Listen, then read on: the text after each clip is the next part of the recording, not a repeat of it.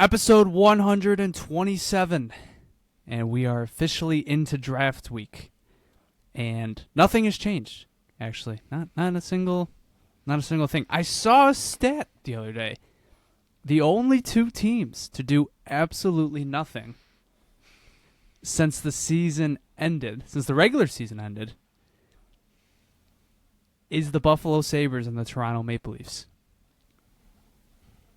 That's it.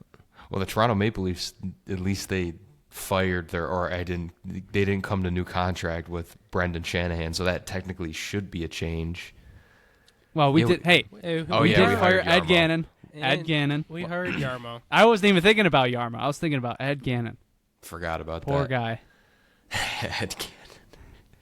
His name has gotten so much. He's probably gotten more airtime on this show than he's ever had, like in the organization. Just getting credit. I will never forget about him. I think about him every time I close my eyes at night. I think about him. God help him if he ever tunes into this on an accident and hears that. Two teams. That's it. Do you want to know what the Buffalo Sabres' last move, like signing was? Anything? Zucker? It was Jacob Like transaction? No, it was Jacob Nope. Bryson. It was not. I don't believe it was. It could have been, actually, but I don't think it was. Was it? I'm trying to think of call-ups. Was it like sending Oslin back down to the AHL? No, we're not counting that. Okay. Okay, so big club moves. Trying to think. I'll give you a hint. It was an ELC. Oh, who did we just give an ELC to? I mean, I guess it wasn't very recently. It had to be during the season. It was March 28th.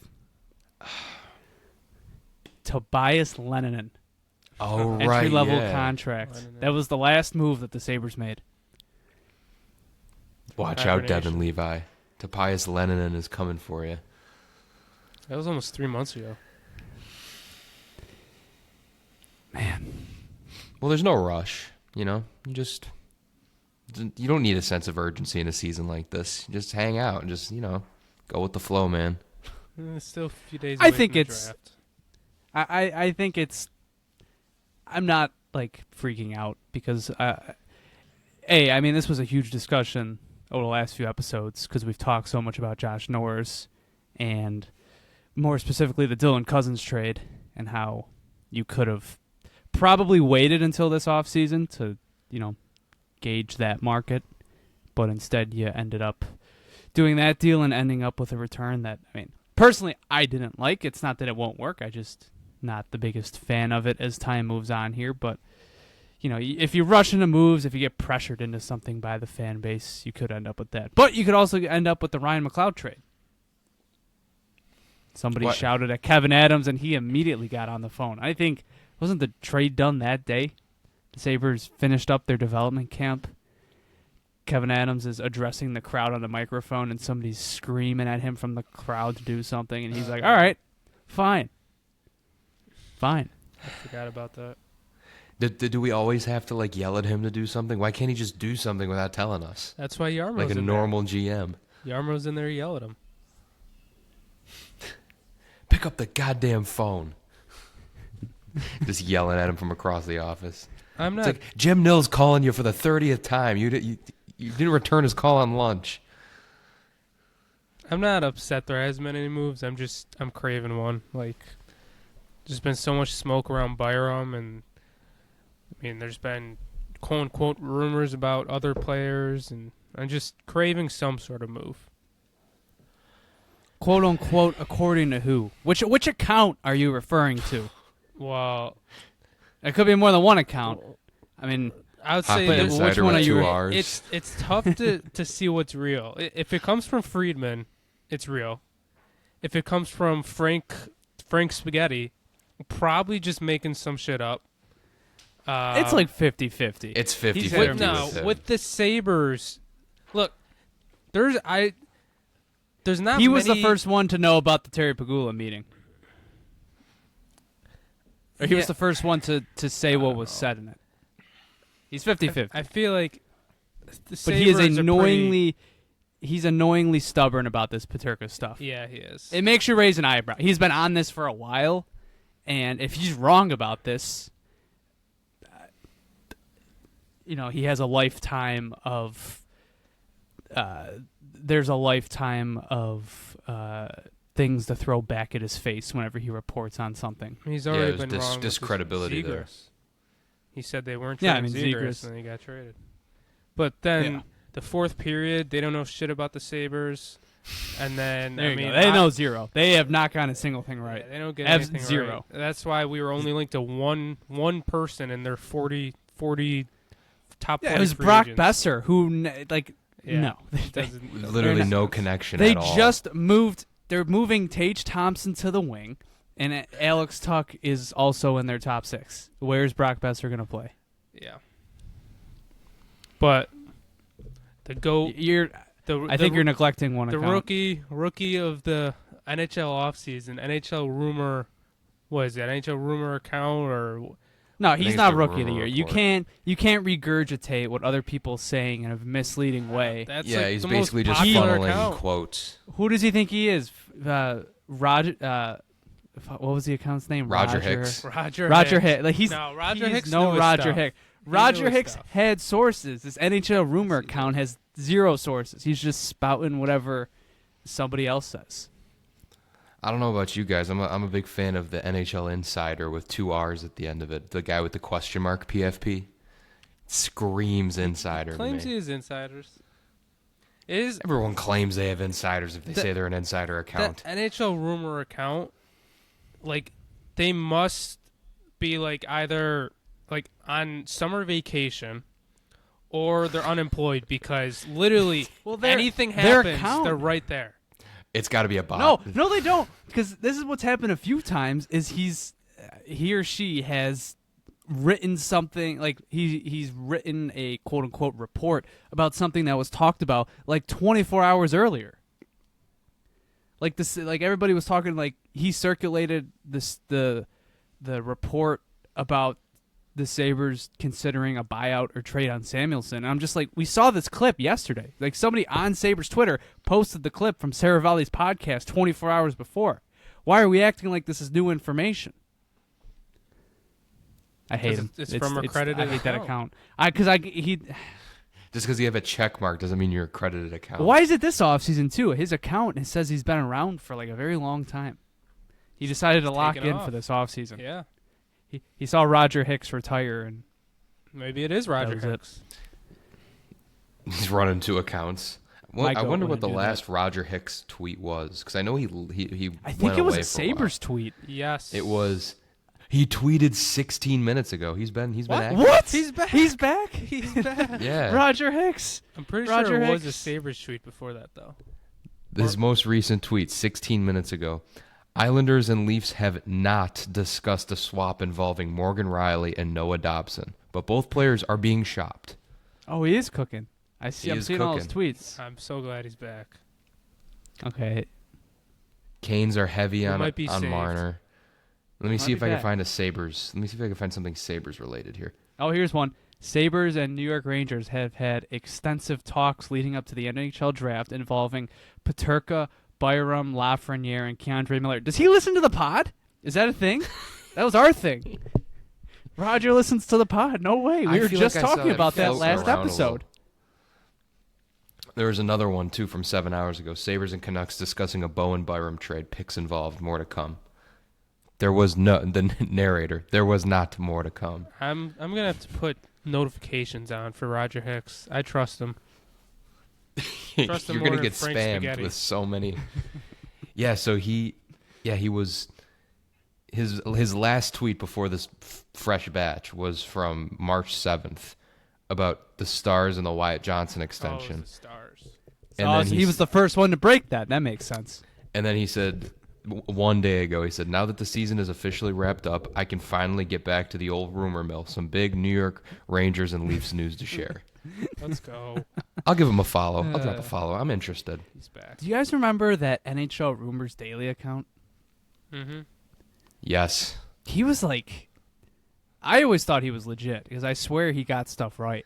I And he was- thought I I've remember, seen something from him recently. I remember like Peters and Reve had him on. Like I think he used to have a podcast too. NRD, yeah, man. NRD. NRD. He's got almost yeah. 50,000 followers, but he did have hasn't. stuff.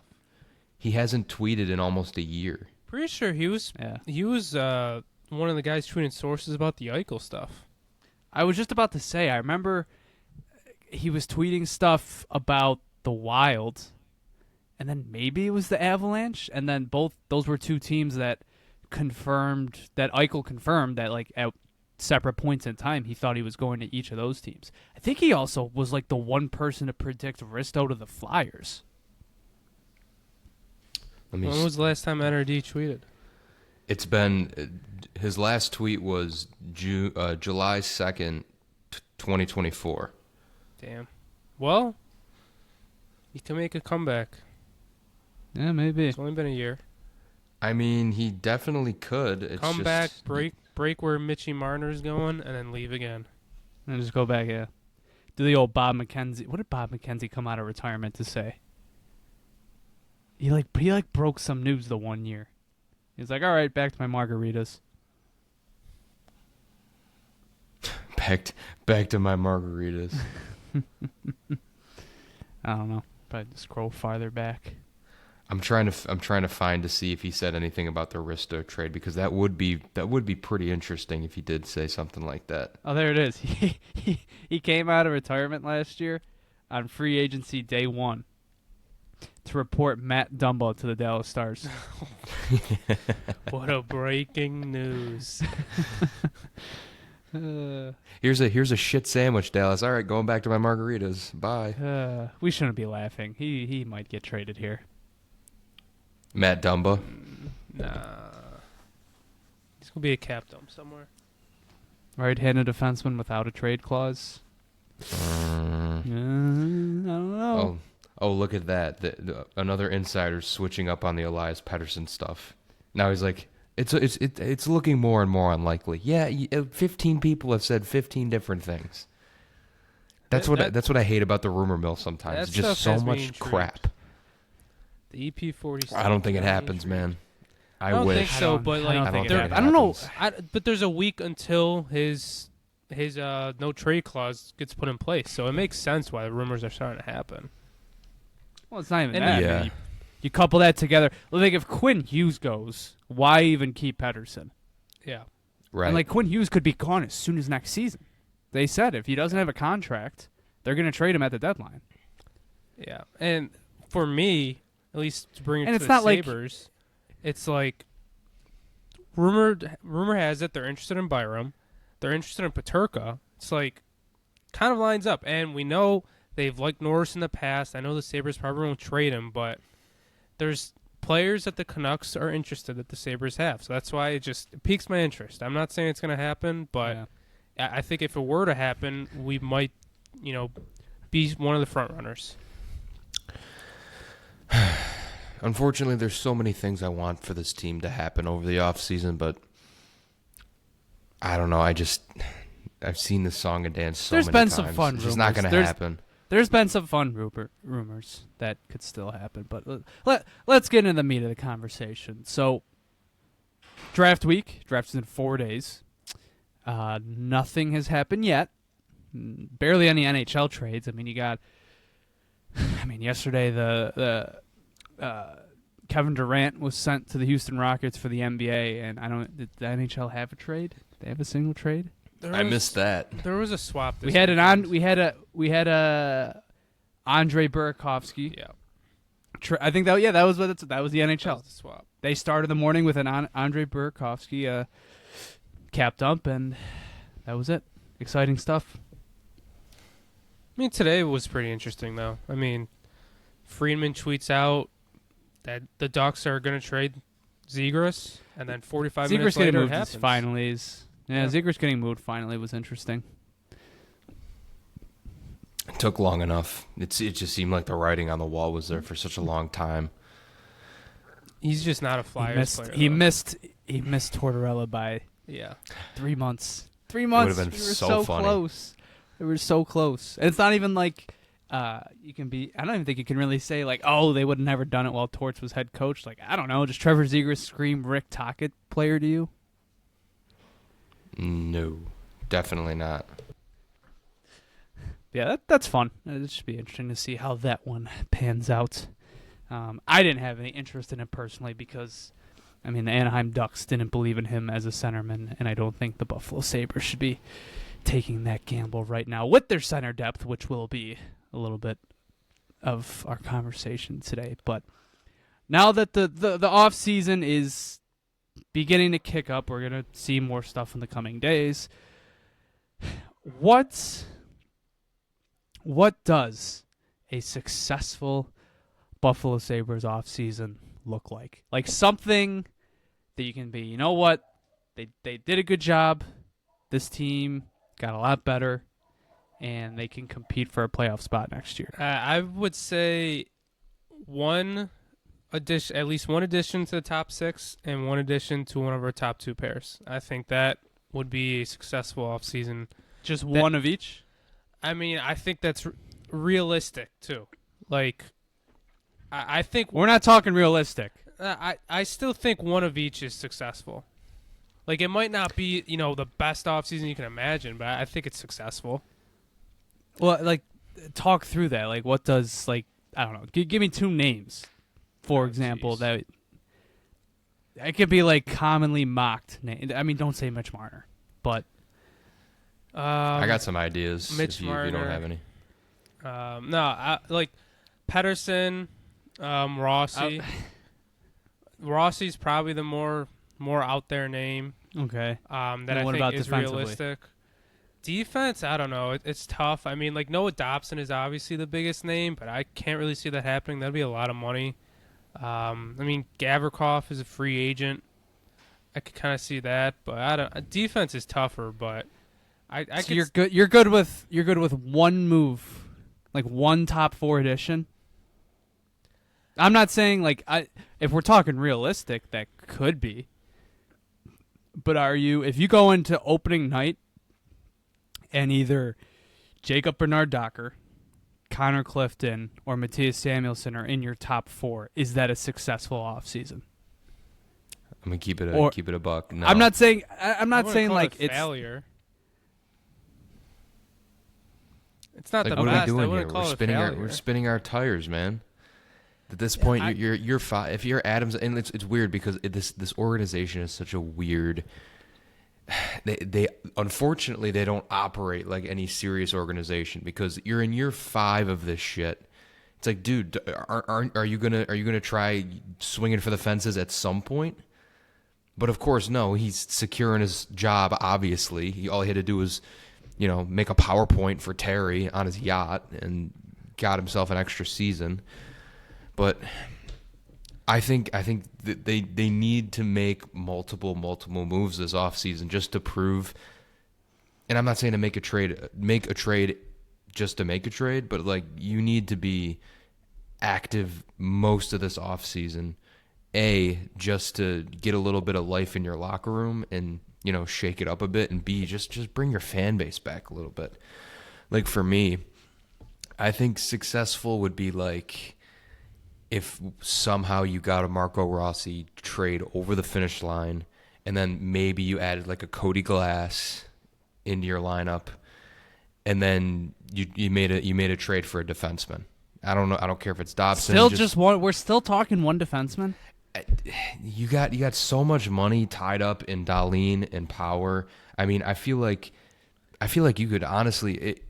Unfortunately, I'm more deterred from this now because of his injury at the end of last year.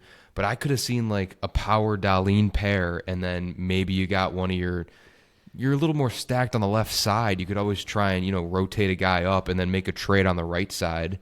So I guess your issue would be more on the left side of it being weaker. You have better depth. That would be hilarious after all of this. The left-handed defense would be like the weak side. You have Dahlin, Power, Byram, Samuelsson all at one point in time. Not to say all of them, two of those players are very, very flawed, but still, that would be funny if you were still at the end of this searching for a left-handed defenseman. And we haven't mentioned the most mock defenseman to us is Liljegren from the Sharks. I mean, Oh yeah, I forgot about him. that's literally the most mock trade is, Byram for Liljegren and 30. So, I mean, that too. But I don't know how feasible it will be to make multiple moves with the defense. At least, like, top four. Like, I could see them making adjustments to, they grab a guy for the bottom pair and then grab a guy for the top four. Like, I could still see them making two moves. I don't know if asking for two new top four defensemen is really realistic. I mean, it's not easy, but I feel like that just falls into the same conversation that we've had for so long, where it's like, well, it's tough. It's tough to make trades. It's tough to sign people in Buffalo. It's tough to upgrade a roster. I'm not. Look, what you're saying is that realistic side of the spectrum. It just, a successful offseason to me, I think it's tough, because now it's like it's really come to the forefront of my brain that, like, this center core just straight up is not good enough whatsoever. Like, it's not good enough. It's not going to get you. If that is your center core from game 1 to 82, and you somehow, even if you get a healthy Josh Norris, I don't know if you can't make the playoffs like that. You can't. Yuri Kulik as your first line, or Josh Norris as your first line center, is not going to get you into the playoffs. There are worse center core, like the Montreal Canadiens. I don't think it's overblown. I don't think it's overblown. No, I think how people were talking on Twitter. I mean, Jay Fresh said it was 32. Like, I don't think it's that bad. Like, Jonah said, we've like. It's better. It's better than probably Chicago's, but like Macklin Celebrini would be the best center on this roster right now. I agree. I think, and McLeod is the third center, one of the best third centers in the league. He's great. He's the best. I think literally he could be the best third line center in hockey. Depending on, like, I'm trying to think of other teams that have deep center cores. Like, Dallas has Hintz, Wyatt Johnston, and then Matt Duchene. If they spread those three out, I don't think they usually do, but like that's an example. There's also, the Leafs. You could make an argument. Like with Max, and McLeod's better than Max Domi. I don't know. Like, there's not a lot of teams. Like Florida probably is like the other team with like a really like Luster or Lundell as your third line center is just ridiculous. But it doesn't matter, because Josh, like, even Yuri Kulik or Josh Norris is your second line center. Even though I'm not a fan of Josh Norris, as your second line center, like, okay. But your first line center, if you don't nail your first line center, you're screwed. You're going nowhere. You're not. You're going to be struggling to compete unless you have, unless you have one of the best defensive groups in hockey, unless you have a scorching hot power play. Like, the only other team I guess I can really think of is, I don't know, like the Winnipeg Jets maybe. But even then, like, Scheifele's he's probably not what you want as your first line center, and I guess in the same way he's similar to Tage in that regard. But like, that team has the best goalie in hockey, a very good special teams. The Sabres don't have those other extenuating or those extracurricular abilities of their roster to push them that far. So like, if you don't have that nailed down, you're going to struggle to compete for a playoff spot. Yeah. And I'm not trying to dump on Josh Norris or anything, because I feel like after 3 games playing with this team, it's extremely difficult to make an accurate assumption of how he's going to do here. But when you see that they are mocking him as like, oh, he's going to be our guy, he's going to be the number 2/number 1 center on this team, when his primary assists per hour are worse than Ryan Reeves. Like, dude, you got to be a playmaker. He's a finisher. It's like you have another finishing type on this roster. You don't have a primary playmaker. You thought you could have got that out of Cousins, and clearly it wasn't it. with this trade, I guess you upgraded in the defensive category for him a little bit, but he's never been known to be a great, a center. The job of a center is to set everyone else up. You got to set these wingers up to score. He can't do that, and it worries me to an end, which is like, why not just move on from him? And at this point, it seems like Lindy and Kevin, and they're all like set in stone on this guy after he's only played 3 games. I don't understand. Like, if you're not going to go out and upgrade, or at least if the offer is entertained to you, are you just going to be like, no, I think we're all set with Josh Norris. You could keep your Marco Rossi, your Elias Pettersson. Like, I mean, you shouldn't have any loyalty. Look at what the Avalanche are doing with, Charlie Coyle. That's someone they traded Middlestat for a few months ago. He played like 20 games for them. They got eliminated in the first round, and they're already looking to move on. And he wasn't even supposed to be a rental. So you shouldn't have. I don't understand where it comes to Josh Norris. Especially, because JP said, like, for example, like a player like Noah Dobson isn't realistic because the money. It's a lot of money tied up into your defense, but it becomes a lot more feasible if $8 million isn't being put into a player that in his career at best has been slightly above average. I think this is a conversation about the center core, but if it trickles down, it affects the rest of the roster. Everything bleeds into Josh Norris being signed for $8 million for the next 5 years. The Tuck conversation is going to be affected by that. The Zach Benson extension, the Peterka extension right now. It's frustrating because they need a one, because if Tage Thompson is moved to the wing, they need a first line center.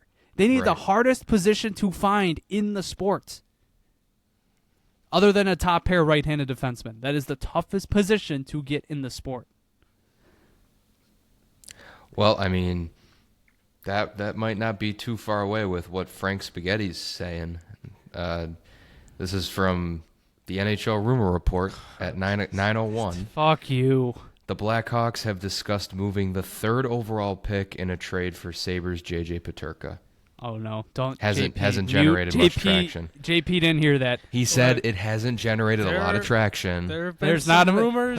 There's no coincidence. That he might fall past. He's not going past 2. If Frundell goes at 3, if Frundell goes at 2, and the Sabres trade Peterka for pick 3, I think JP might ascend. Oh my through God. Christian's apartment on Friday. That would be insane.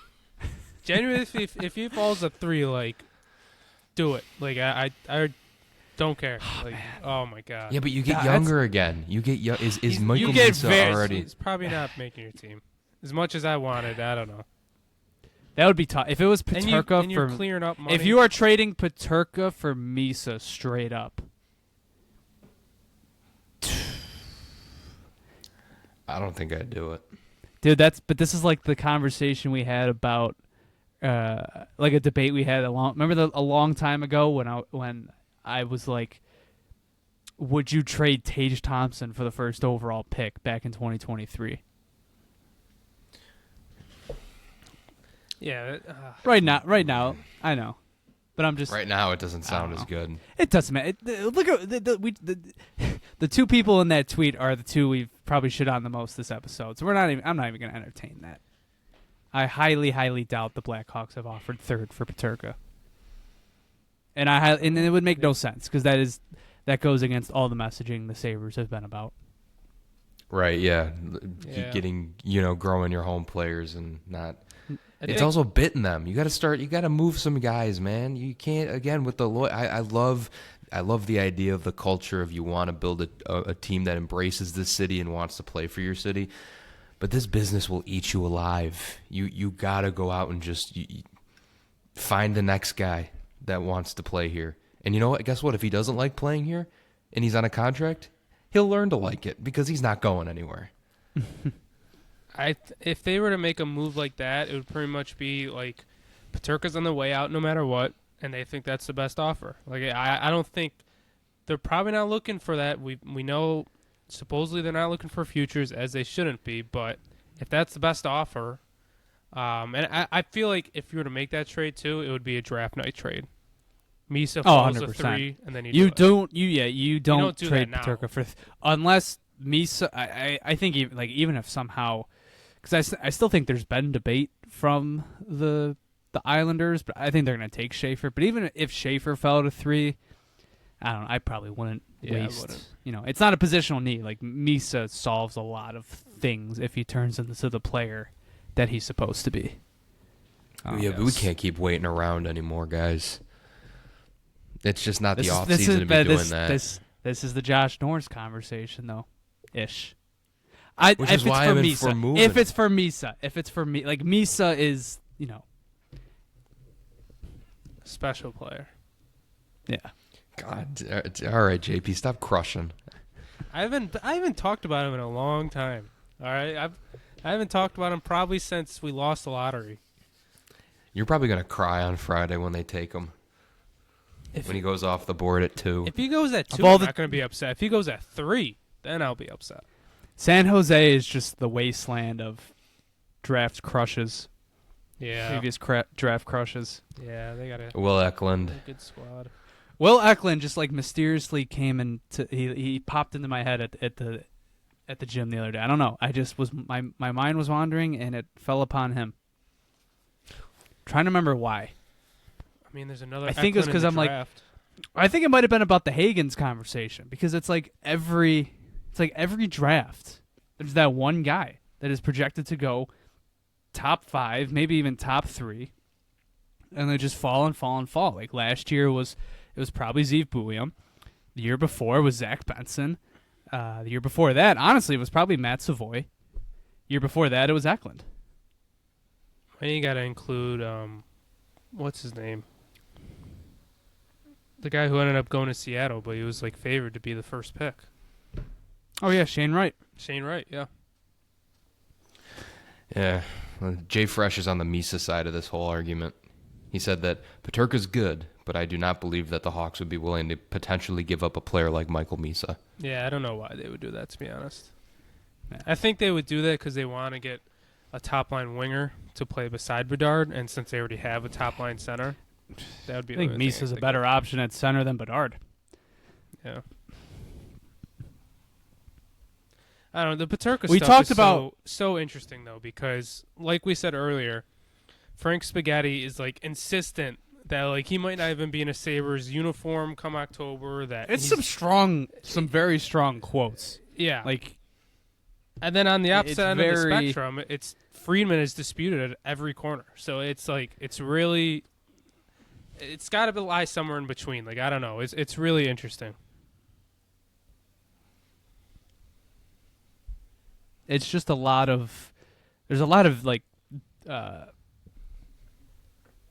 he just feels very visceral with this stuff. He has said it time and time again since the deadline, and it just makes you wonder that maybe, I don't know, maybe there is something to this. But like you said, Friedman has repeatedly been it's something the Sabres do not want to do. You talked about a draft night deal, for example, and the Noah Dobson idea was one that was floated out there because Chad Dinomenisis of Expected Buffalo had reported that the Sabres had been receiving some calls on 9th overall, and one of those teams was the New York Islanders. And you look at the New York Islanders, if you go to their Puckpedia page, for example, of all the players with no trade clauses and no move clauses, or at least players without them, there's really only one decent player, unless you're acquiring the signing rights to Hudson Fasching. It's Noah Dobson. RFA doesn't have a contract. It's pretty. It's been pretty well reported that the two parties are not really close to a contract. I mean, it came out the other day. Noah Dobson's his camp's asking price was $11 million per season.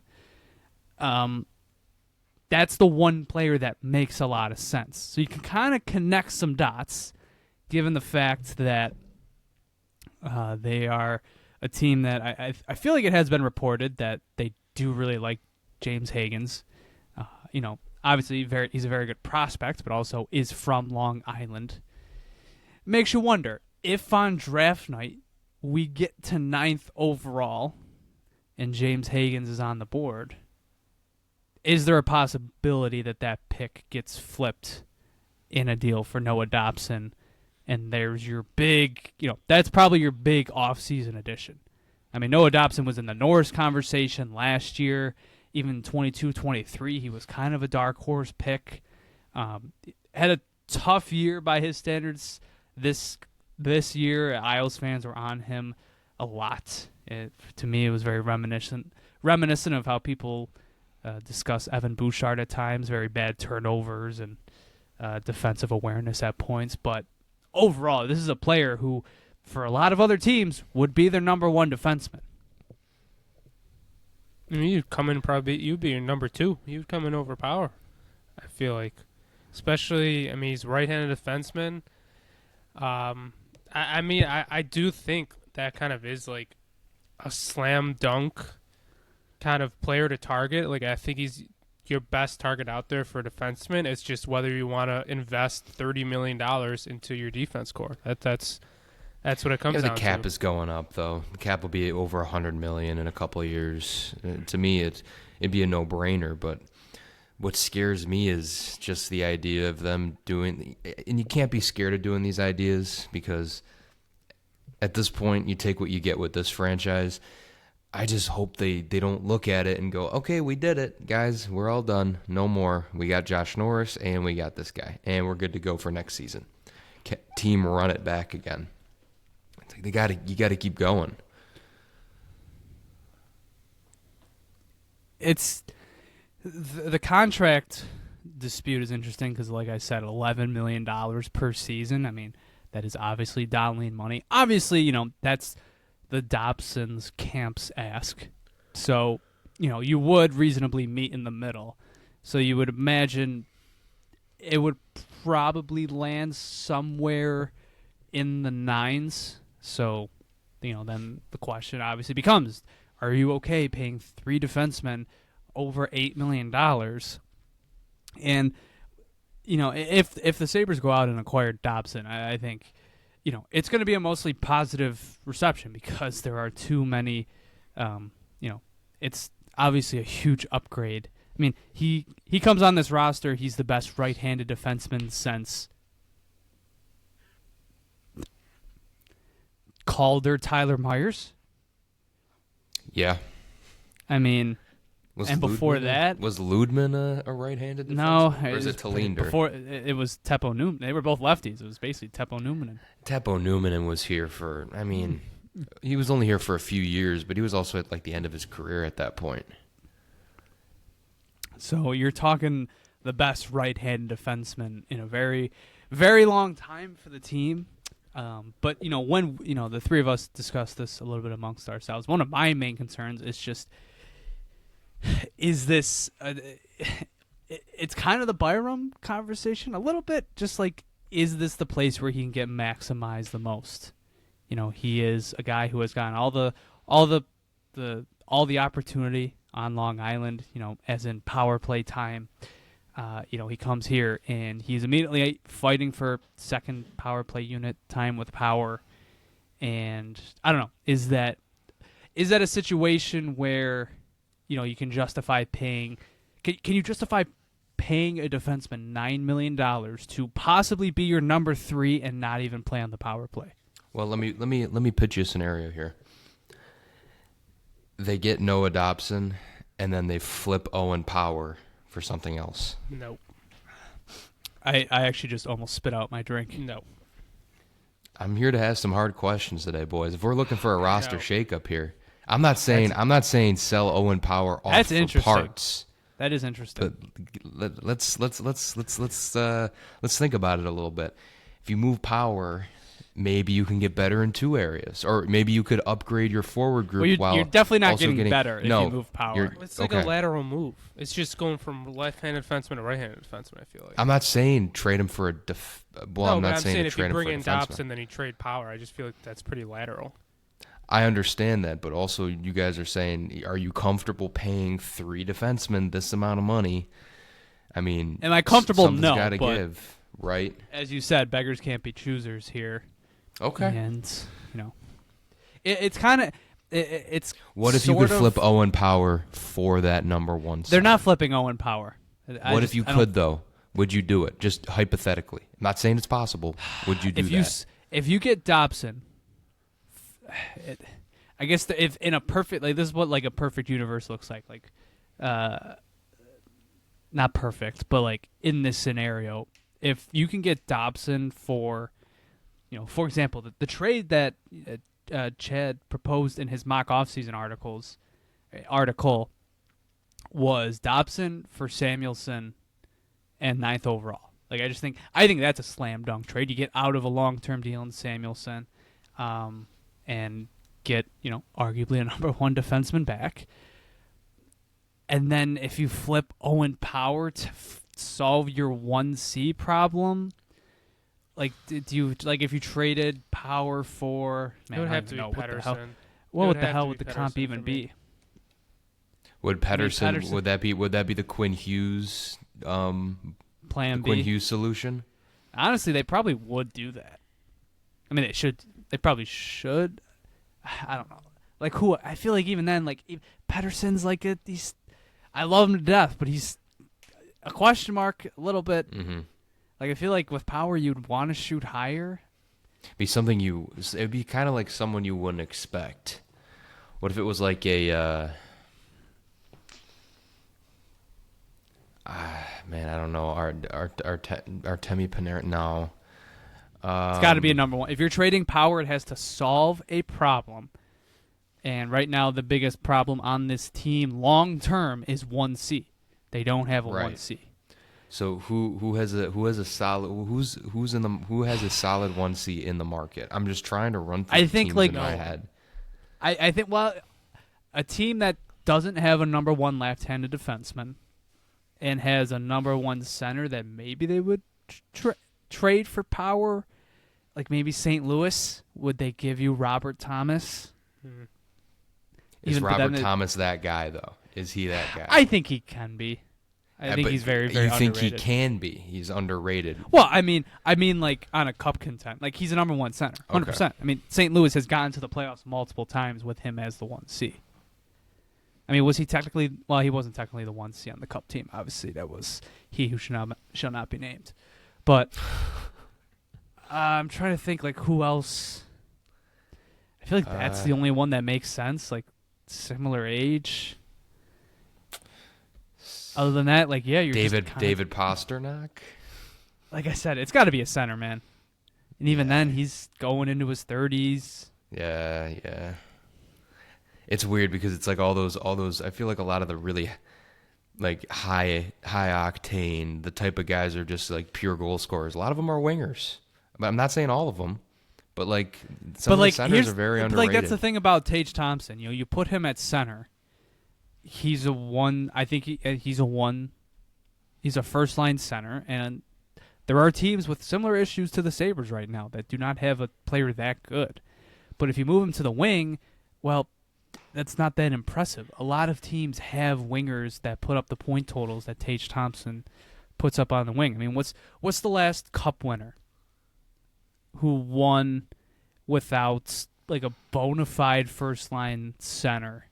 Someone that you could be I can't. I'm actually very surprised they won a cup. It might have been the Blues.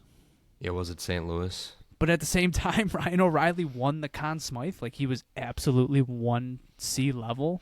The year before that was Washington. And then before that was the Penguins. So you're probably going back a while. I don't think they would ever do this. Ever. I don't think they'd ever do that. Not the Sabres. I'm talking about the team I'm about to mention. If you tried to flip Power for a Connor Bedard, I think he's too important to the brand. Well, I also think he's like small Tage Thompson. But Like I feel like we're back here in a few years. you I don't wouldn't think be he has surprised. the gusto He's not to as- be a center? I don't think he's a center. No. I don't think he is. He's too. I think he's. Unironically, I think he's too small to be one on a cup contender. Okay. That's just my opinion. Macklin Celebrini would be nice. They wouldn't do it. They wouldn't. No, they wouldn't. But like it would make a lot of sense because they need a number one. They have Sam Dickinson, and They that's it. drafted Misa. Maybe. No, I'm saying they wouldn't. But this is. All the I'm Sharks got Misa, then traded. No, I Celebrini. know. Yeah. If you have Misa and Eklund, like that's something. But I don't know. But all I'm saying is, I feel like this is just a constructive conversation and thought, just to talk this stuff out. I think it's interesting. It's I an agree. interesting Stuff like this could happen. It's agree. not. It's not I don't going like it, to, but I like like it. No, I I don't could- think it's going to. no. I'm saying it is fascinating because like Noah Dobson, like best case scenario, he probably is number 2 on a team's roster. Like he can be a number 1, but I'm saying like, oh, it would be perfect if he was the number 2. And if you get Dobson and you lock him up long term, like okay, maybe you do think about what you can get for power, just like very quietly. If I that think actually, you know what? I do think it has credence because we're having like, how else are you going to get a 1C in this league?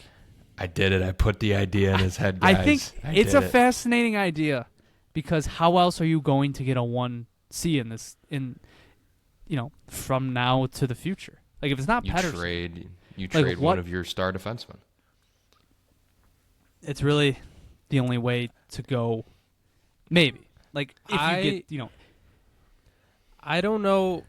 I think the conversation would have credibility if we did the Dobson move and Power had an all right year this next year.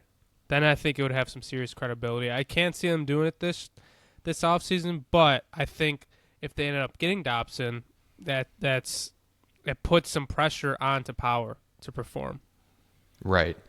And you think about it, it's like it's kind of the idea you never want to say out loud because you never think to yourself, man, I don't want to. You always think I never want to part with this guy. But like you guys were, like Jonah was saying at the beginning, are you comfortable paying 3 of these defensemen this amount of money over this amount of years? You have an issue in your forward group, and you have an abundance somewhere else. So you take your assets and you plus move if you them for get something you Dobson, need. if you get Dobson for like relatively cheap, like ninth overall for a top pair right-handed defenseman, That'd be a great trade. like it's insanely good value. Yeah, I still don't understand why the Islanders are like entertaining it. It doesn't really make sense. to me. They're getting a new franchise defenseman. He's a left-handed Um, defenseman though. Well, I know, but they still have Pulak and Pellick's left-handed, but they have guys. Obviously, hey, Tony DeAngelo had a great season there, great little run. But I think it makes sense why, because he's asking for a ton of money, and they've got a lot of money tied up in Barzal and Peugeot's still getting paid a decent amount. I think I understand why they're doing it. I wouldn't, because not every day you walk into a scenario with a right-handed defenseman on your top pair, but I get it. It's a fun scenario, and if Hagens is on the board, it makes you wonder what goes down there. If Hagens falls to 9 and we're sitting there, I will do a heel click walking up to the podium. Well, to that's the other draft thing. that guy. Would you rather just draft James Hagens if he falls to 9 than trade it for Noah Dobson? I think Jesse would abandon his Sabres fandom if we traded away the pick and he found us. I was talking to him the other day about it. He's like, you don't actually think he's fallen to 9, do you? I'm like, it's more possible than you think. Crazy. That'd be great. Well, you didn't give me an answer. Which one would you rather do? Trade. I'd rather have Dobson. Yeah, I think I'm gonna have to go with Dobson because it makes you better now. Yeah, and just I'm sure James Higgins will be a fine player in this league, but unfortunately, this organization isn't at a point where waiting around is an option anymore. At least right now. We'll reassess that after this season. Okay. How do you think these next 2 weeks go? What do you, we talked about the successful scenario, or like what it would generally look like to us. We talked about some fun trade stuff, but I guess now we're into the realistic part of it all. 2 weeks time, when the GMs put in their hard 3 to 4 days of work and then head to their cabins. What are the Sabres going to be sitting with? The cabin talk, I hate it. Oh, everyone goes to their cottage for the summer. What are my realistic expectations? Yes, realistic. Don't be mean. Be realistic. They're so low, dude. They're so low. I hate it. I've been burned so many times over the last few years because of you think they're gonna do everything they can to make the team better, and they just don't prove it to you. And then you know what you're going to get in the season, and they're shocked by it. So at this point, I'm just like, I don't think the Dobson thing's going to happen. I would say maybe there's one trade for maybe a middle six guy, and you then think anything gets done that excites us? Like the McLeod trade. I was really. I mean, when JP and I recorded the McLeod episode, we said this is a good start to the offseason. I think I even tweeted out, like, right now Kevin Adams is having a B+ offseason. But if he gets to the regular season and this is it, it's an F. Obviously, we knew what happened. But do they have a move like the McLeod trade that gets us excited? It'll be like Cody Glass or something. For example, like Timothy Liljegren would not be categorized as that. I like him. I don't like him. Like, he's not a slam dunk addition to the top 4 group like McLeod was to third line center. I would say that the one thing that I could maybe see happening, just because of how he's been treated in his organization, is a deal for Marco Rossi. That is like at my absolute ceiling of what I think could possibly happen within realistic expectations. I've given up on Marner. I've given up on a lot of the high-end free agent signings. I think that's the one. First, I think there's going to be a Byram trade. I think it's going to be pretty predictable. We're going to get it back at defenseman, maybe like a late first. I think that's going to be pretty predictable. I do think there will be one surprise trade in there. I guess you could categorize like Rossi as that.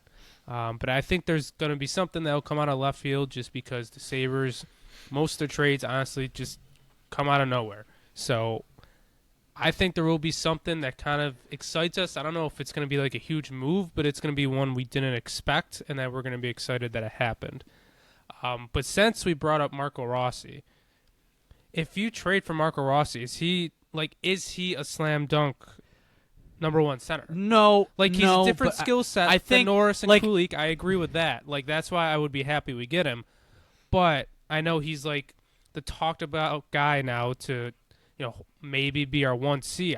I don't know if he's better than Kulich, like a different skill set, but it's like I don't know if he's a slam dunk 1C. He's already better than Kulich. I think he's definitely better right now. He's more established. Like, he just came off a career 50-point season. I think my thing is, like, I think Kulich could be a 1C one day, and not like a bona fide everyday 1C, but someone who could like get hot in the playoffs and take you far. I think the difference between why the center spine is scary right now is because you want, if you go off the lines at the end of last season, Yuri Kulich is your day 1 first line center, or it's Josh Norris. But if it's Yuri Kulich, like, do you want a 20-year-old as your game 1 to 8. Why is he 21 yet? I don't know. Do you want him? Is he an 82 game first line center? I don't think he is. No. He's still. I mean, do we even categorize last season as a full rookie season? I mean, it's pretty close, but I guess you can say yes. But even then, like, sophomore slump could happen. With Rossi, there's precedence of him getting a team to the playoffs as their first line center. I mean, the Wild had a shit ton of injuries last year. They had a hot start and they kind of cooled off as the season went along before everybody got healthy and they got hot again before the playoffs. But Rossi was the guy, healthy the full season, playing first line minutes with Joel Eriksson out. He helped that team get to the playoffs. So I think if the Sabres trade for him, he can be your 1C, but not long. He still doesn't solve your long-term issue. Like, if we're talking, like, I know, we're rooting for a team that is 14 years into a playoff drought. The bar is super low. All that we are discussing in day-to-day is how to get this team to the playoffs. But if you take a step back and you say, okay, let's say you get there, then what? Well, your center spine you're still missing the number one center. Like a bona fide number one. So, the conversation we've had about their centers, it's not fixed with Rossi in the long term. But I think if you trade for Rossi, I can get on board with, okay, this center spine can get you to the playoffs. Yeah, But then it becomes. But then if you trade for McLeod, then it's like, okay, well, what is your center? Or not McLeod. If you trade for Rossi, then it's like, what is your center spine? It would probably be Rossi, Norris, McLeod. Then Cooley goes to wing. Cooley will move to wing, yeah. I think more or less the point I'm trying to make is everybody's, criticizing Cooley since he's 21, which I get he's young, but it's like Rossi's barely 2 years older than him. Like, he's played 3 times as many games, and he's played 2 full seasons. Kulik's basically played 1 full season. I just don't think the difference is that much. But I would like Rossi's skill set more than Kulik probably as our 1C. No, I'd like Rossi's skill set over Josh Norris's. Well, no doubt. Get him out of here. Yeah. No, I mean, Rossi's definitely he's a much more responsible player defensively than Kulik probably will ever be.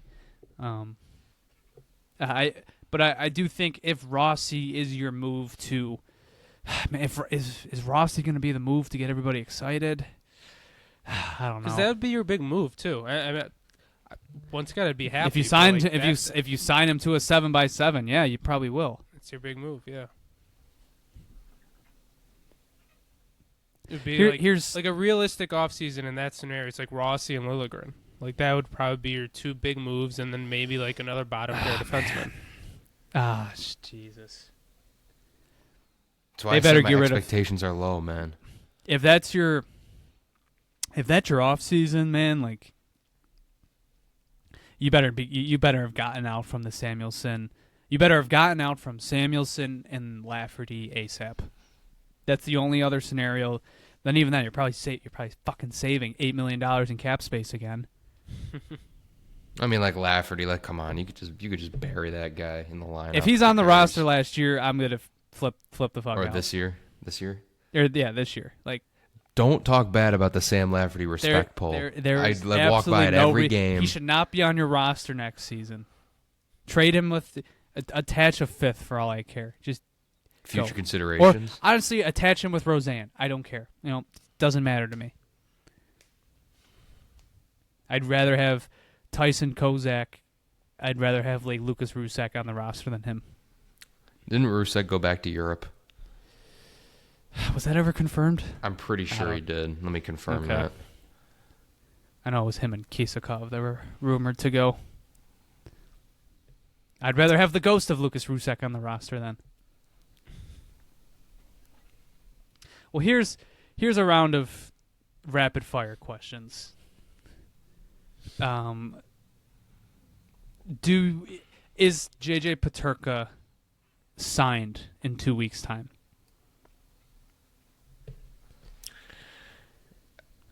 I'm gonna go. First of all, Lucas Rustek's with HV71. He's gone. Oh, that's right. Yeah, he did go. No, I don't think he signed in 2 weeks. I think this will drag on a little bit longer. How long? Peyton Krebs long? We're like he's still unsigned going into September with double-digit cap space. I think it'll get done sometime in like early August, early mid-August. Honestly, I could see a Tuck extension happening before a Peterka signing. I think the Tuck extension will happen. Peterka, yeah. I don't know. Do you think Tuck gets done by opening night? Yes. Yes. Yeah. Yes. What's your final prediction for that? Or not final, but like ballpark. Like a date range? No, not date range. Like, what does the contract look like? Oh, I think it's. I think they have to give him that 7th year. I think it's gonna be like a 7x9. I'm gonna say 5x9. Yeah, I wouldn't be surprised. I feel like my gut feels they probably want like a 4-year deal. Maybe they go 5. I can't imagine. I feel like they're too smart to go 6 or 7 there. I feel like he wants the term though. It's tough because it feels like in a rising cap world, the more term you give, like the more less money. the more. Cause the it's more gonna money. Yeah. it's going to decrease every year. So Yeah. they definitely want to keep that short, I would assume. I think I'm in the same place there. Probably a little bit over 9 for like 4 or 5 years. When Peterka does get signed, what does that contract look like? Oh man. My heart says a full 7-year deal, but my brain says it's gonna be a bridge. I don't know. I'm gonna listen to my brain. I think it'll be like a 3 or 4 year deal at like $8 million. I could see like a 3x8. Man, it's I don't know. that high. I still Jesus. have doubts. I can't imagine. Would a bridge get to $8 million? Maybe 7 or 8. I feel like it's got to be in the 6s if you're bridging them. You think? I don't know. I This think organization doesn't do things normal ways. It better. Does a 3-year deal get him to 1 year before? Yeah, he's free an agency? RFA for 4 more years. Oh yeah, stay away from a 3-year deal. Then he can just Reinhardt you. Then Sam Reinhardt. Speaking of, Stop. We don't need to go into that.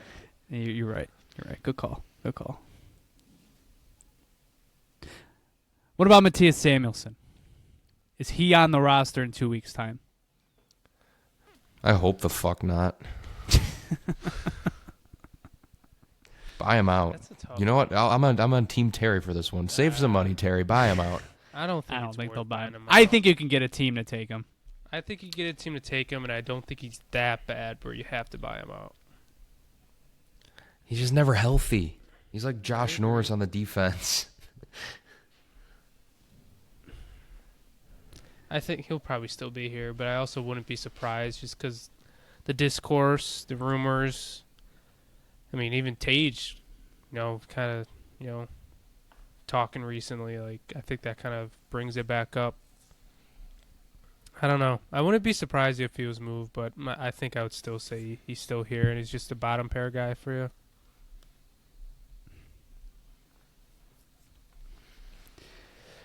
He shouldn't be on. I don't think he should be on the team next year. No. I just feel like that's the easiest. Like, it's the easiest way to tell the fans like we've brought some sort of change, and you get out from a bad contract. I don't know. I think I'll take the optimistic view for this one. I think they'll find a way to get out of it in 2 weeks' time. What about Jack Quinn? Is he on the roster? We'll just say opening night. Is he on the roster opening night? Does he get traded within the next 2 weeks? No, I think he's on the roster. It's so weird because I agree with Christian, but it's like I have no idea where the hell he would play. In the press box. Is that on the What roster? does he get not signed for? on the starting day lineup. It's like Because obviously you're talking short term. He scored 40 points last year. I've seen like deals go for like I've seen some people say like a 2 by 3.5, or maybe like a 3 by 4. And like that's, I don't know if that's that inaccurate.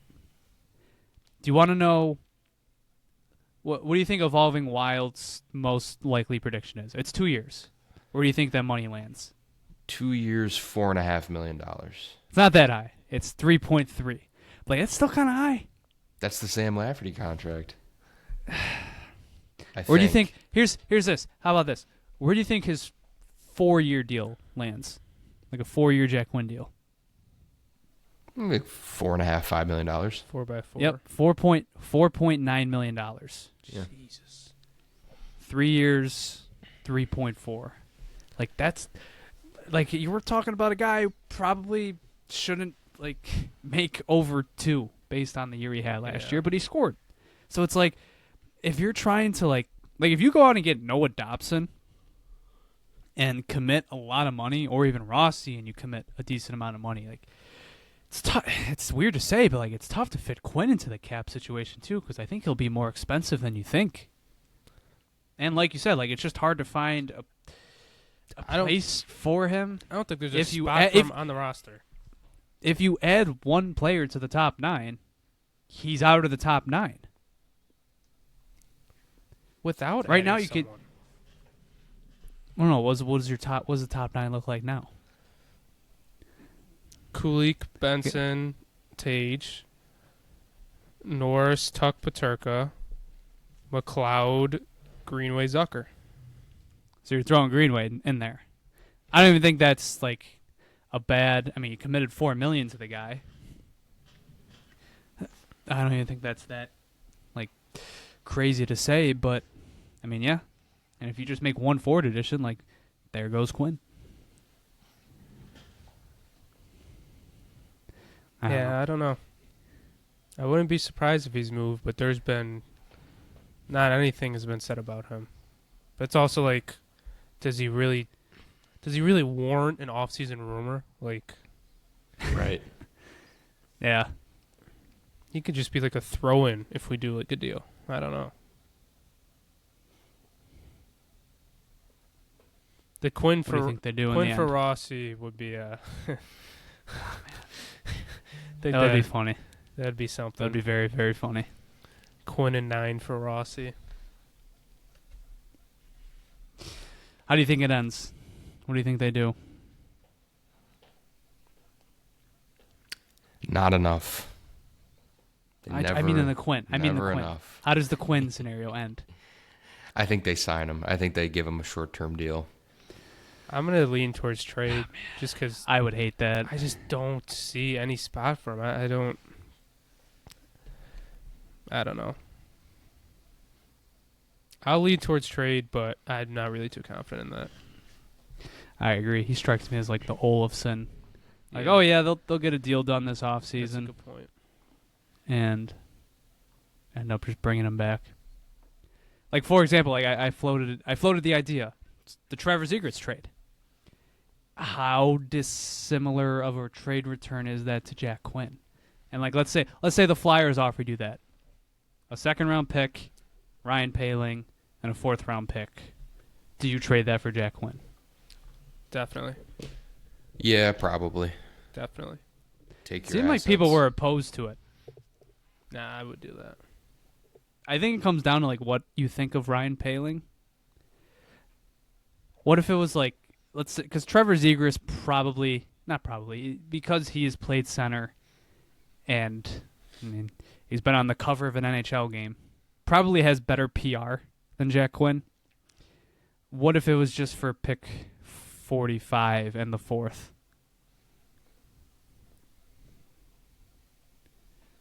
That's tough. I still might lean towards it. That's tough though. What if it was a 3rd and a 4th? Yeah, and at that point, it's not really worth it. Okay. All right, how about the last position we haven't really touched on. The goalies. I was listening to Chad on the way home today, and I kind of agree with what he was saying. It's just that could you formulate a better option out there, because I can't. And I agreed with that. I'm just like, I think they're just gonna run the UPL Levi thing. And Do you think they should shop either of the two? oh, absolutely. I think they should be shopping both of them. That's tough. You have one goalie on one hand who's had one good season in the last 4, and the other one's been the organization's been trying to hand the keys to the reins to this crease to become the next franchise goalie for the last 2-3 seasons now, and it hasn't happened. So what are we doing here? Are we gonna just try it again? Because honestly, I think that's what we're gonna do. But like I feel like you you said, should. where's their upgrade? I don't know if there is one, because it's like even if you go out and try and find an upgrade, it's like, again, goalies are just completely random. You just have a down year, you never know. It's like, honestly, I'd rather just I wouldn't mind just running back the same tandem again. I think it's most likely. What type of goalie do you get as a third option? Like a It's like James Reimer type. They were lucky to. I mean, remember they lost him to waivers, and they were kind of lucky to get him back. Give me Dustin Tokarski. He's coming back. Michael Hauser. Give me Michael Hauser in the big 2025. I don't know. Like, do you go and get someone that can push Levi out of that backup spot? There's for the Amerks next year. Is it Ratzlaff and Lennon? Has Ratzlaff graduated? I mean, Lennon. They could throw either one of those guys in the ECHL. I mean, Luukkonen. Yeah, that's true. Luukkonen played with Cincinnati for I think a year. I wouldn't be surprised if one of them maybe gets games. I mean, didn't Ratzlaff join them for the playoff run? Might have. I don't know. I think they're just going to run it back. I don't see an upgrade. I don't That see one, an upgrade anyway. Yeah, I just kind of throw my hands up there. Kind of just stuck. I do think they should be looking, and I don't think they are. Like, I genuinely do not think they are. I think you should be looking to see what you can get for the best, arguably the best goalie prospect that's closest to the NHL right now. Absolutely. But that's like it's not like me saying like, oh, they should be looking to see what they can get for Osland or Hellenius. Like, I genuinely do think that like they have conversations about those two. I don't think they've shopped Levi at all. No. I don't even think they've entertained the conversation. No, that's Kevin Adams' golden boy. He got him. That move cost him 2 Stanley Cups. No, I don't think it's really been brought up. And like, there really hasn't been a reason to. I mean, he's just been developing this entire time. So I don't know. I mean, you could probably. I don't know, I feel like you can argue he's taking steps back, ish. He's definitely taken steps back, literally. He's gone from the NHL to the AHL multiple times now. Yep. I don't know if you could say. I mean, he did go down to the AHL, but he was unbelievable for the Amerks this year. He had a bad last series, no doubt. But other than that series, there's not much to criticize him for. Yeah, he had a pretty stellar year down there.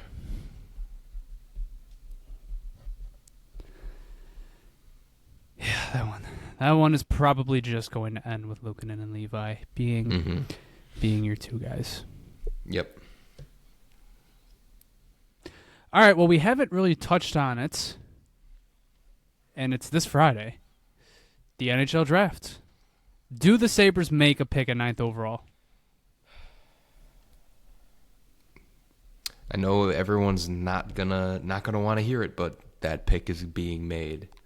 That's It is you. going to be You made. are the person that doesn't want to hear that. I've come to understand what the value of a first round pick is to a lot of GMs in this league, and a lot of people out there would be shocked to hear that it's not worth that much. It's not worth that much in a trade. Well, especially this draft. It's really not. Next year could be interesting. Yeah, it could be, but I still think it's small potatoes. It's a big sweetener in another deal. Like, this is going to be part of a bigger trade if it's going to happen. This isn't the NFL where you trade a first round pick for Stephon Diggs. It doesn't happen. Yeah. Unless it's the JJ Peterka for the 3rd overall pick. I don't know. Yeah, I agree. They probably make the pick. I do feel like, though, if they make the pick, and it's most likely going to be a forward, that one of our other prospects will be moved, whether that be Osland, Hellenius. I see either one of our top prospects or one of our picks being moved, or our number 9, I mean.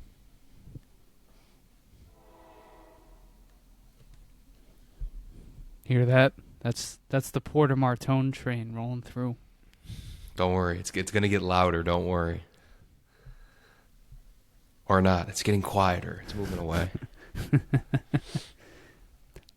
Did you know his dad was drafted by the Sabres? I had no idea. That was Yeah, didn't know 4th that. round in the 1996 NHL entry draft.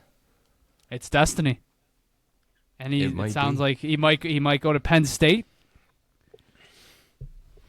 Terry All lined Pagula up. Ice Arena. It's going to be the 3rd time in his tenure that Kevin Adams gets great value on a pick.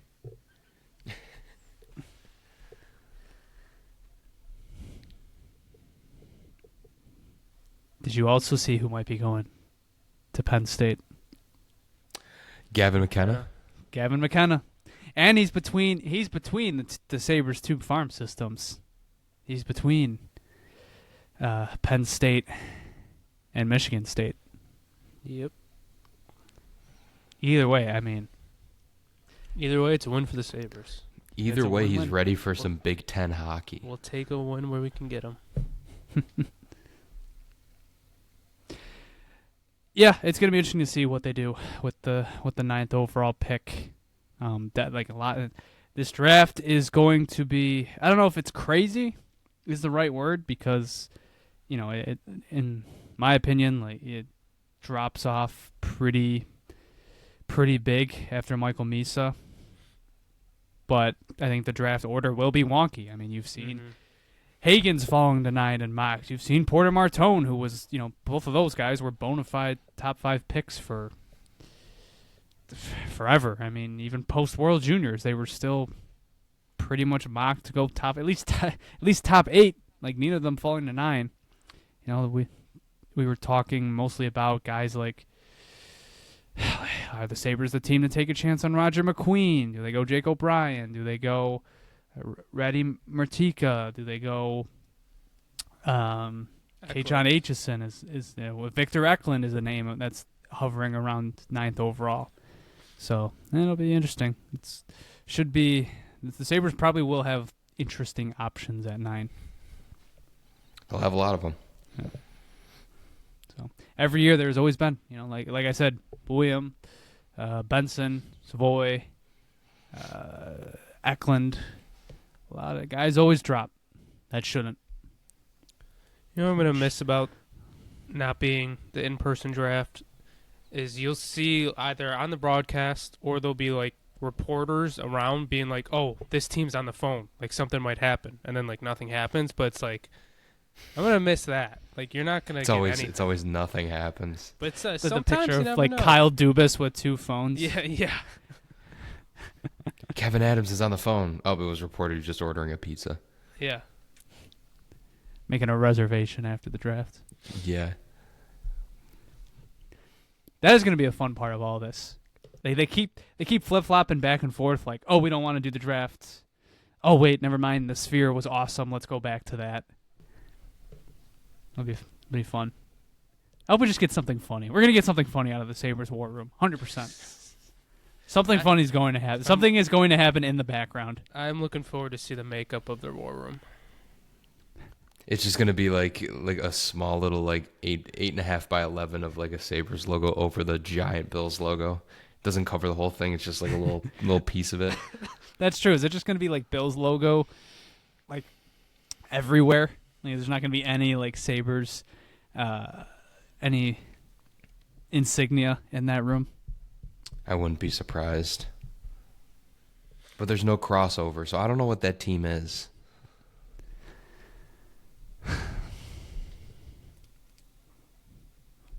Are the players gonna? Do you think they're all gonna dap up Gary Bettman like they do with Roger Goodell? All the hugs. Are they gonna the player like hugs? Like what are they gonna do? They're gonna fist bump him. Probably just gonna be shaking his hand. Yeah. NHL's not fun like that. No. Where are they even having it? I don't even remember. I was just gonna say Where is the actual didn't draft? even know the actual draft was. I thought everything was online, basically. It is in Los Angeles. Okay. The At Peacock, Peacock Theater. Yeah. Peacock Theater. How big is... Oh, it's inside. Interesting. That Should is be not a big interesting. venue. That is not a big No. venue. Oh, my God. It's like Radio City. It's not super large. It's like maybe like 1,000 to 2,000 seats. Oh, my... This is embarrassing. Whose idea was this? They couldn't get an arena for this anyways? Well, the NFL used to do their drafts in those like music halls, and this was going back maybe only like 10, 15 years. That's dumb. In my opinion. Looks And like you're a allowed middle to have school that opinion. auditorium. Is that Lancaster Middle School?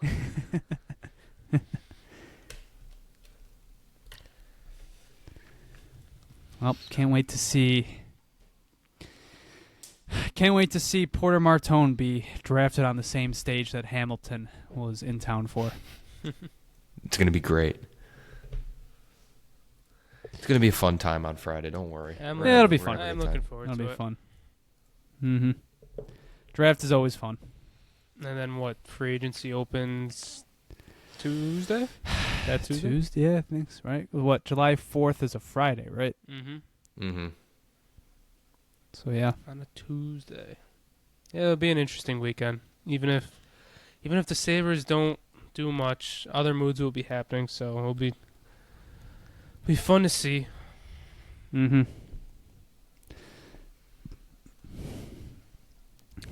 Anything else we should touch on? Yeah, I got one free agent that we haven't mentioned at all on here, Don't... and it's gonna be brought back up. It's Oh been my talked God. about on I haven't even WGR. given him a thought. I know who you're talking about. I don't even Yeah. want to think about it. I never thought about it until it was brought up on WGR, and now I'm like, shit, like this could actually make sense. They've wanted him in the past. Patrick Kane, got to put the name out there. Not saying by any means I'm endorsing it. I'm just saying the name will be brought up. That would be the year we did end up getting him, when he's absolutely completely washed at every aspect of his game other than the power play. That would be the year. He is projected to sign a 1-year deal for $3 million. If they give him anything more than 1 year, like a 2-year deal is $5.6 million. A 3-year deal is $7 million. If they give $7 million per season to Patrick Kane for 3 years, I quit. I quit. Yeah. I mean, I won't actually quit. But actually what the hell? wouldn't be surprised with the 2-year deal. I could see it if they've been wanting for so long, and they know that they're the only ones that'll give them term. $15 million tied up in Josh Norris and Patrick Kane would be the last straw. Kane is a playmaker. Yeah, for the other team. I hope not. I wish we had this conversation so many years ago, and I was on board just to try it out. Nope, it's over. I love Dreams I dead. love that the 8-year projection is still a thing for him. Play 8 until what? years. He's 47. 8 years, $8.5 million.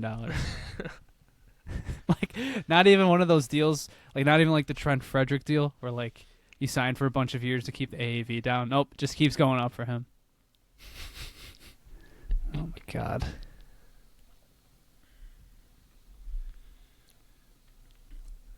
Thanks for putting that idea Yeah. back into my mind. You're welcome.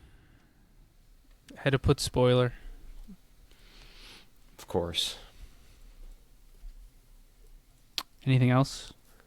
I mean, we'll probably do, like, as always, we'll do a draft night episode. So I guess this isn't the time to do free agency predictions league-wide for fun. But Mm-hmm. I don't know. Any other like anything wild gonna happen at the draft? No. Like last year, last year's night one was the most boring night one of all time. Yeah. But day 2 started the draft with Mikhail Sergachev getting traded. Sergachev, So Malenstein. There was someone else. Malenstein Malenstein was that on day 2? Yeah, it probably was. I think it was I like think it was. that morning. Well, no, because Kevin think it was told that Lindy on the morning. draft floor. Yeah.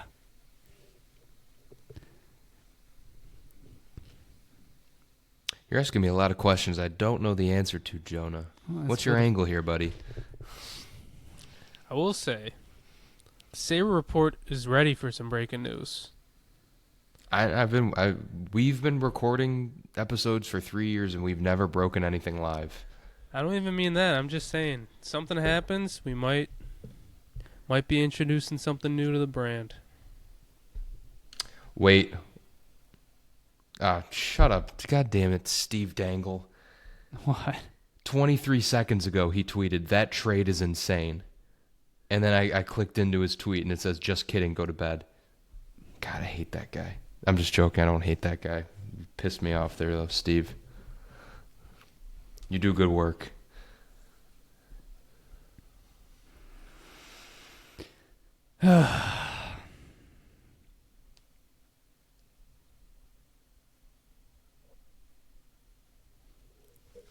Thought we were about to break some news. Would be fun. Would be very fun. Still has not happened before. Mm-mm. Maybe one day. All right. I don't think we really have anything else to touch on. Gone for quite a little bit here. Touched a lot of different subjects that, I am confident in one thing, is that the Sabres will not build a perfect roster before opening night.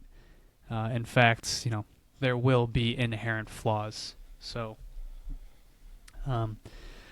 it's kind of like the whole last summer, 2 years ago, we talked about the goalies for months on end. There will be stuff to touch on from July to October, so I'm sure there's plenty of center debate, defense, whatnot, all coming. So we'll just see what they do on Friday. We'll talk Friday night. I don't know. I haven't decided. The three of us are getting together to watch the draft, so I don't know. Maybe we'll go live. I don't know. Or we'll do our Haven't normal done that post. before. No. Maybe we just go live for the pick, just for like 2 seconds. Yeah, just Jonah's Just iPhone test it out. camera Test it out. with a terrible angle on his face, just half his face. Who'd they take? And then we just cancel it.